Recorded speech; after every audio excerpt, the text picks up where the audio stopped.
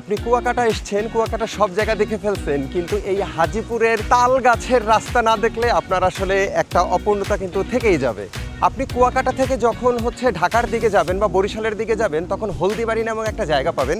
তো এই হলদিবাড়ি নামক জায়গায় এসে মানে বাস স্ট্যান্ড, ওই বাস স্ট্যান্ড থেকে একটা সহজ রাস্তা আছে, ওই রাস্তা দিয়ে যদি আপনি অটো বা ভ্যান যে কাউকে জিজ্ঞেস করেন তাহলে কিন্তু আপনাকে এই রাস্তায় নিয়ে আসবে। আমি আসলে হেঁটে হেঁটেই চলে এসেছি, পরিবেশ দেখতে দেখতে আসলে চলে আসছি। পরিবেশটা অসংখ্য মানে অসম্ভব রকমের সুন্দর।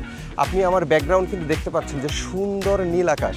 মানে এই সময়ে এসে এইরকম একটা আবহাওয়ায় আসতে পারাটা কিন্তু আসলে মনের জন্য অনেক ভালো।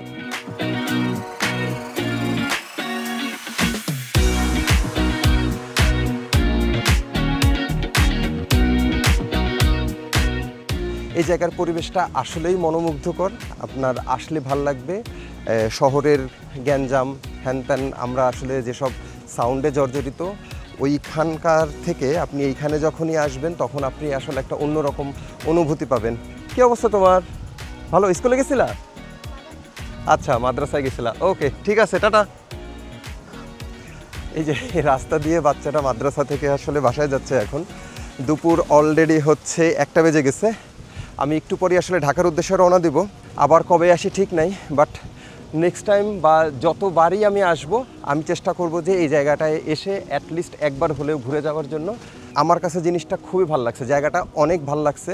আপনারা কিন্তু আসলে লস হবে না, আসলেই লস হবে না। আপনি এখানে বসে থাকতে পারেন, এখানে কোনো কিছু নেই, জাস্ট আপনি খাবার দাবার ওরকম কোনো কিছু নেই। জায়গাটা ওই রকম আসলে জনপ্রিয়ও না, কিন্তু আপনার এসে ভাল লাগবে, আপনি মানসিক একটা শান্তি পাবেন।